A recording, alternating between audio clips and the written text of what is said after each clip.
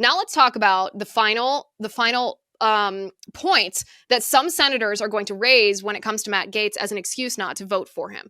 Well, this final point is that Matt Gaetz has faced accusations. Whenever he's mentioned in the mainstream media, for example, he's always mentioned as being under ethics review by the U.S. House or having faced sex trafficking allegations. So what is all that about? Did he face sex trafficking allegations? Was it true? Who started this? Is he guilty of that? It's a very serious allegation. Matt Gaetz was elected to Congress back in 2016. He started serving his term in January of 2017.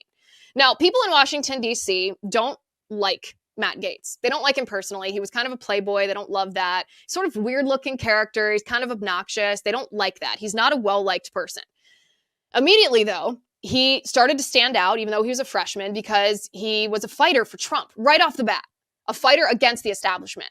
He butted heads almost as soon as he got into Congress with people like Paul Ryan, people like Kevin McCarthy, other GOPers who are establishment GOPers. He started picking fights with them in both word and deed. So almost immediately, as he started his service in Congress, he's disliked by the establishment, professionally and personally. And what happens in Washington, D.C. when you're disliked by the establishment is that makes you a target. So in 2020, fast forward just a couple of years, the FBI begins investigating Matt Gaetz for allegedly having a relationship with a minor, a 17-year-old girl, they said, and paying for her to travel over state lines. Now, if an allegation like this is true, then that's the definition of sex trafficking. So that's where the sex trafficking allegations come into play. The allegation is that a 17-year-old girl was moved over state. He paid for her travel to cross state lines and he had sex with her. Now, is this true? We'll get to that in a second. So where did the FBI get this idea? Who told them that Gaetz needed to be investigated for sex trafficking? Who made this allegation? Well, it came from a man by the name of Joel Greenberg. Joel Greenberg is a former Seminole County tax collector in the state of Florida who claimed to be a close personal friend of Matt Gaetz. He said that he was his longtime associate professionally. Now, to substantiate this, Greenberg posted a selfie of Gaetz and Roger Stone, the political operative. So some thought that, okay, this guy might have credibility. But in 2020, Greenberg himself was indicted by the Department of Justice. And in 2021, Greenberg pleaded guilty to 6 felony counts of, what do you accuse Gaetz of? Sex trafficking, wire fraud, conspiracy, identity theft, and stalking.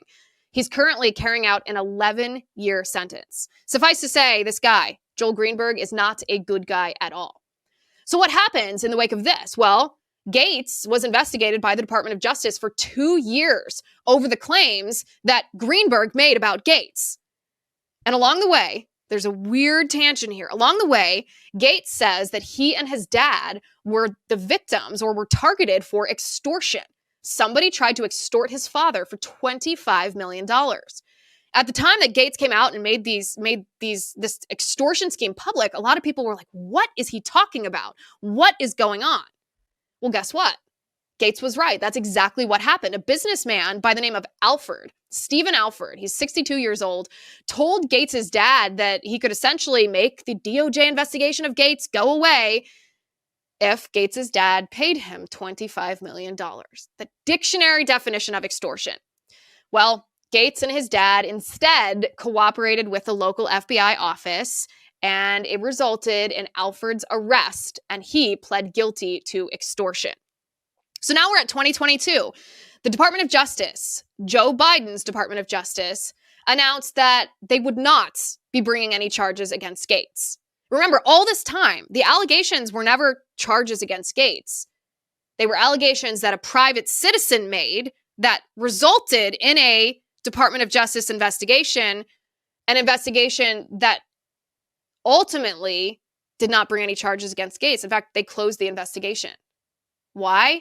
Well, because the 2 people making the accusation, Joel Greenberg and then this unnamed underage girl, were found to be non-credible. In other words, they were such bad liars that even the Biden Department of Justice thought there's no way that these 2 could be believable. And this is the Biden Department of Justice. The Biden Department of Justice that invents things in order to target their political enemy, will grasp at the slightest hair to target their political enemy. There was so much nothing to these allegations that even the Biden DOJ dropped them. Even the Biden Department of Justice dropped this investigation with no charges. Now, what should be noted is that in 2021, the Democrat-controlled House opened an ethics investigation into Matt Gaetz. It subsequently paused that investigation while the Department of Justice investigated Gaetz. Well, in 2022, the GOP retains control of the House. Kevin McCarthy, you'll remember, was elected Speaker after a long and drawn-out battle. Anti-establishment, arguably pro-Trump Republicans held out to demand a series of reforms before McCarthy got the votes, including that any single member of the House of Representatives could motion to vacate the chair, which means bring it to a vote to oust the current Speaker. And who led that fight? Well, that fight was led by Matt Gaetz. So Kevin McCarthy hates Matt Gaetz. In July of 2023, the McCarthy-led House revived the ethics investigation. In October of 2023, Matt Gaetz motioned to vacate the chair, and McCarthy became the first Speaker in U.S. history to be ousted. Now, Kevin McCarthy claims that Matt Gaetz did this to squash the ethics investigation into him.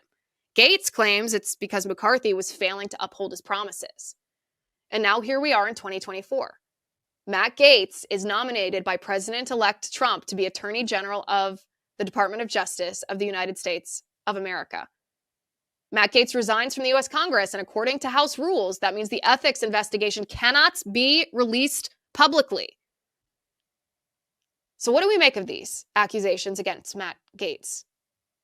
They're personal. They're petty. They're political grievances. But what's worse is it never mattered to those making the accusations if they were true or not.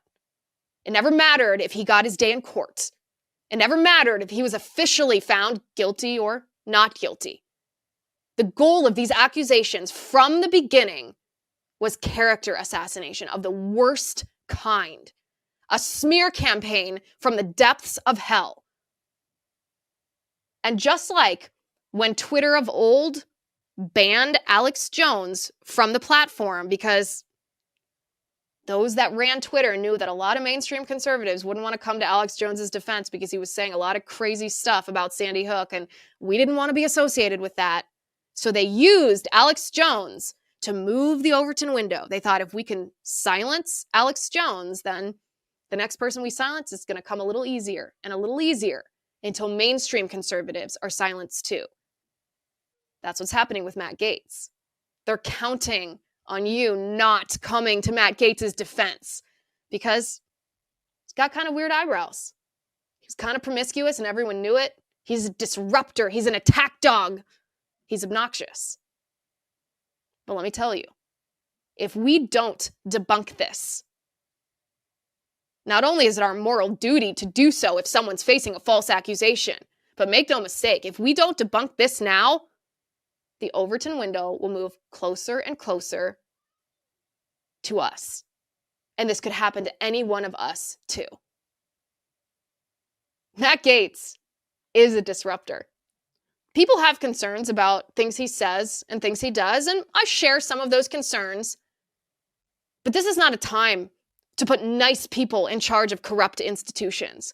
We tried our Mr. Nice Guy with Mike Pence, and look what we got. This is the time to send in a politician who is completely disassociated with the polite society that Democrats tell us are the norm. This is a time to send in the attack dog. Send in the madman. Set him loose in the Department of Justice. The reason President Trump nominated Matt Gaetz for Attorney General is to rip that place apart. I don't know about you, but I have full confidence that Matt Gaetz is the man to do it.